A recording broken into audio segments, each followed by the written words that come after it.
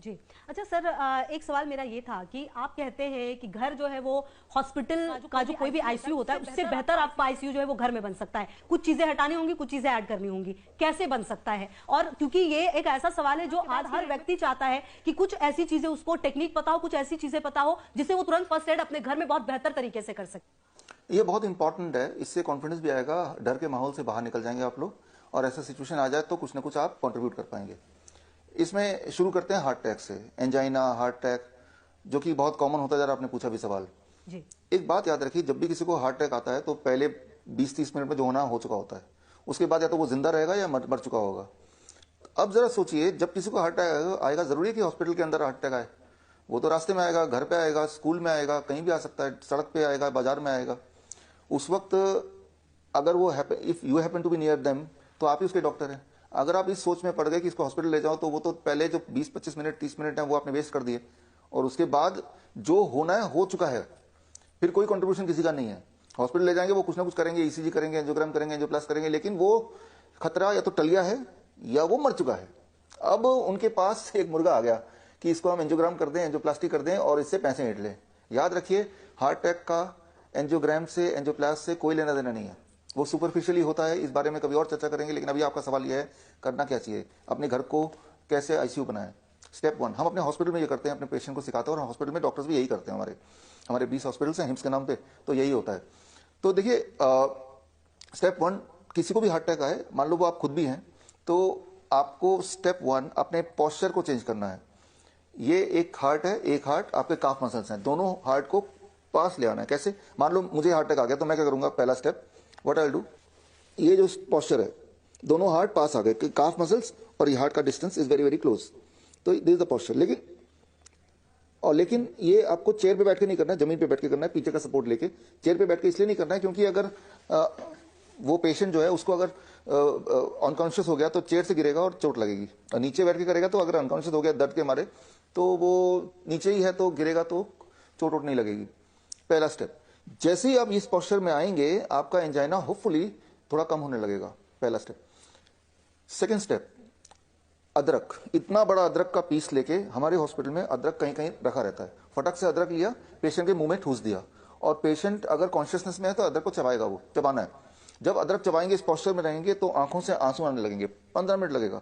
जैसे जैसे आंसू आएंगे वैसे वैसे एंजाइना कम होगा, वैसे वैसे ब्लड वेसल डायलेट होगा, वैसे वैसे नाइट्रिक ऑक्साइड प्रोड्यूस होगा, और आधे घंटे में वो सिम्टम चले गए और आप ठीक हो गए। इतना ही करना है। साथ में एक तीसरा स्टेप हम कराते हैं, एक बाल्टी में 45 डिग्री सेल्सियस पानी, गीजर का पानी आ जाएगा, और बाल्टी आने में मान लो 10 मिनट लग गए, तब तक ये कर रहा है दोनों स्टेप, और फिर चेयर पे बिठा दिया और दोनों पैर बाल्टी के अंदर, जो कि गर्म पानी है। जैसे ही दोनों पैर बाल्टी के अंदर है तो काफ मसल, सेकंड हार्ट भी बाल्टी के अंदर है, और ब्लड वेसल डायलेट होंगे, ब्लड सर्कुलेशन बढ़ेगा, और होपफुली उसके सिम्टम विल गो अवे। ये आधे घंटे तक करना है, बकेट वाला जो बोल रहा हूं मैं। यही 3 स्टेप हम कराते हैं, इसे कहते हैं वेजो स्टिमुलेशन थेरेपी। वेजो स्टिमुलेशन थेरेपी, ये तीनों स्टेप करने के लिए कोई हॉस्पिटल की जरूरत नहीं है, ये सारी चीजें घर पे ही हैं। अब आते हैं और मेडिकल इमरजेंसी, एक दो बता देता हूं। मान लो किसी का ब्लड प्रेशर शूट हो गया, हाई हो गया, या फीवर हो गया। फीवर हो, हाई ब्लड प्रेशर हो, इसको लो करने का एक रामबाण इलाज है। बाल्टी में 42 डिग्री सेल्सियस पानी हो, पेशेंट ऐसे बैठा हो और दोनों पैर बाल्टी के अंदर, 42 डिग्री सेल्सियस पानी मेंटेन रखना पड़ेगा फॉर नेक्स्ट 30 मिनट्स। ऐसा करेंगे तो फीवर भी नीचे आता है, ब्लड प्रेशर भी नीचे आता है, थकान भी नीचे आती है, डिप्रेशन भी कम होने लगता है। रात को ऐसा करेंगे तो नींद भी अच्छी आती है। तो देखिए, एक बाल्टी और गर्म पानी से कितने सारी चीजें हो गई। मान लो किसी को सांसें नहीं आती, SpO2 कम हो जाता है, राइट, ऑक्सीजन इनटेक कैपेसिटी कम हो जाती है, पेशेंट को ब्रेथलेसनेस में आ जाता है, तो तब बोलते हैं ऑक्सीजन सिलेंडर लाओ, ऑक्सीजन सिलेंडर लाओ, जो तो हॉस्पिटल में जाना पड़ेगा। ऐसे में पेशेंट पहली गलती करते हैं कि इस तरह से वो बैठते हैं या पीठ के बल लेट जाते हैं। जो लोग मुझे सुन रहे हैं, इस तरह से आप बैठ के देखिए अभी मेरे साथ, आप ऐसे करते ही आपकी सांसें अटकने लगेंगी। तो ये जो पोस्चर है, ये आपके हार्ट को लंग के ऊपर डाल देता है, लंग की कैपेसिटी और छोटी हो जाती है, and it is difficult to breathe.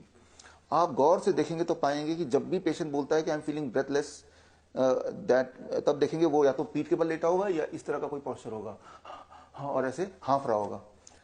अब इसका उल्टा कर देते हैं। जैसे ही मैंने पोस्चर पेशेंट का ऐसे चेंज किया, जैसे अभी मेरा पोस्चर है, ये पोस्चर करते ही अभी आप मेरे साथ करेंगे तो आपका लंग खुल गया बाय 20%, और आपका सांसें आसान हो गई। अगर आपने ऑक्सीमीटर लगाया होगा, विद इन 15 मिनट्स आप देखेंगे SpO2 बढ़ने लगेगा। या फिर हम पेट के बल लिटा देते हैं अगर पेशेंट बैठ नहीं सकता है। पेट के बल लिटाने को कहते हैं प्रोन वेंटिलेशन। इससे आपकी जो ब्रीदिंग कैपेसिटी बढ़ जाती है।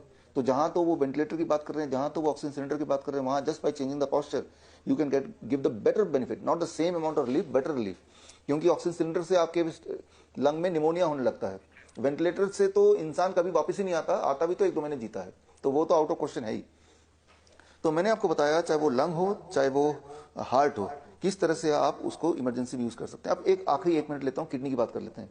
जी। ऐसे पेशेंट जो ये आप में सुन रहे हैं जिनके पैर सूज जाते हैं, यूरिन आउटपुट बड़ा लो है, सिर्फ इतना करना है कि आपको आपका जो बेड है, बेड में एक तरफ 2-3 ईंटें लगा देंगे तो bed will be inclined, bed ऊंचा हो जाएगा। मान लो ये आपका बेड है और ये बेड है और आपने इस तरह से इंक्लाइन कर दिया बाई 1 फीट एक्स्ट्रा, यहाँ सिर और यहाँ पैर।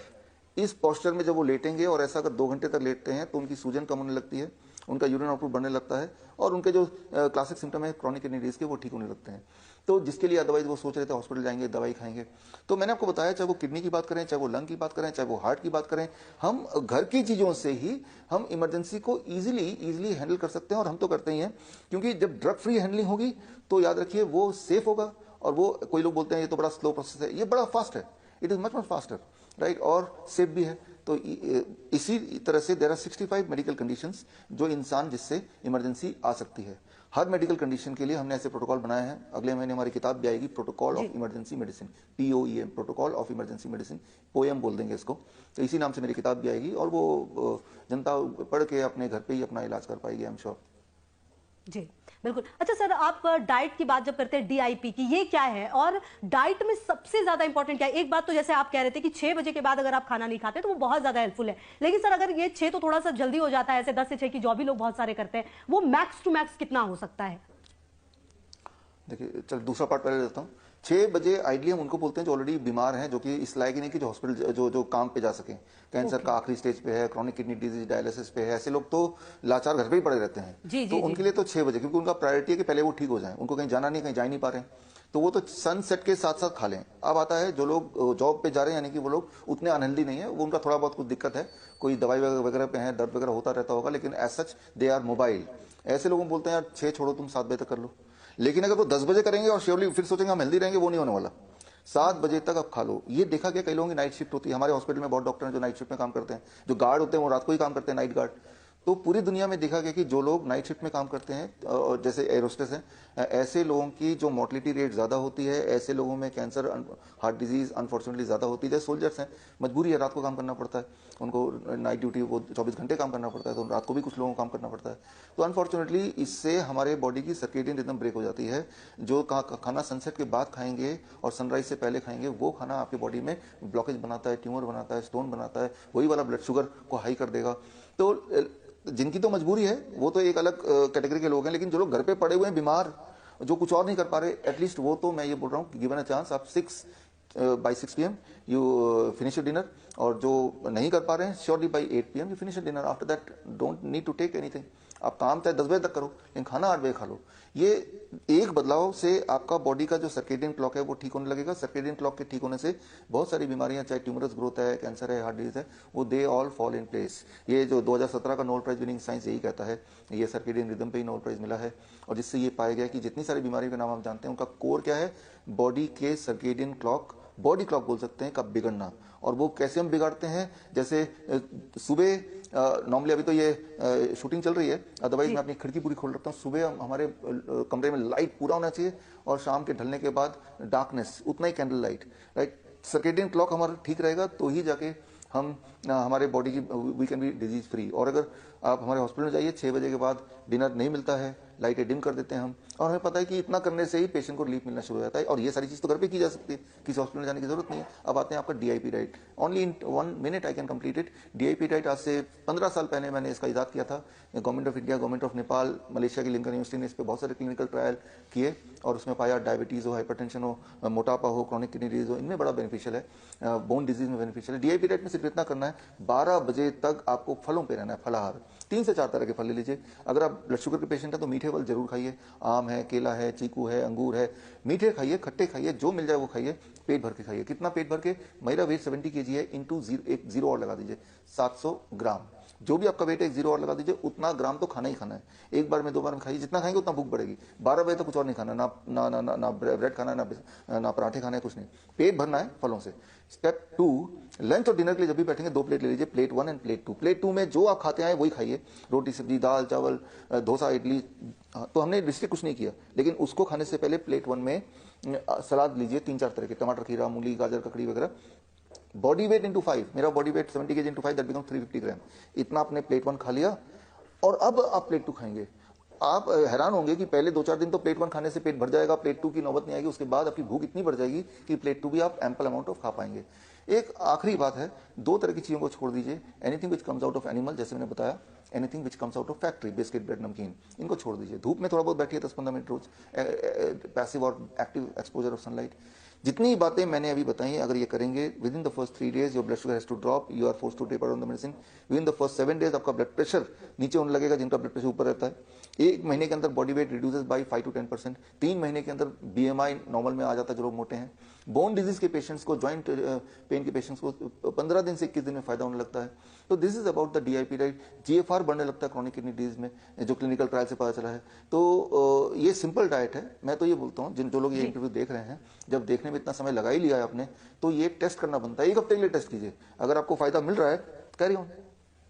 बिल्कुल। अच्छा सर, मेरा एक सवाल ये था कि आजकल जो है ना सर, वो इंटरमिटेंट फास्टिंग जिसको हम बहुत बार, अच्छा सर आपने ये कहा कि 12 बजे तक आप फ्रूट्स पे रहिए, कुल मिला के मतलब आप कुछ मत खाइए, और आप लास्ट डिनर भी कह रहे हैं कि 7 से 8, मतलब हम अगर ऐसे देखें तो 12 और 4 16 घंटे हम ऐसे रह रहे हैं। तो सर ये क्या सही मतलब फायदा पहुंचाता है? मतलब इंटरमिटेंट फास्टिंग जिसे हम कहते हैं, कुल मिला के उसे हम पॉजिटिव ले सकते हैं?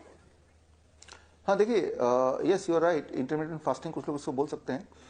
Means you are eating within the bracket of 10 hours between 8 AM to 6 PM, और 12 hours 8 AM to 8 PM, and you are not eating between 8 PM to next day 8 AM। तो 12 घंटे के ब्रैकेट में आप खा रहे हैं, और 12 घंटे आप कुछ भी नहीं खा रहे हैं, पानी पी सकते हैं, सिर्फ पानी।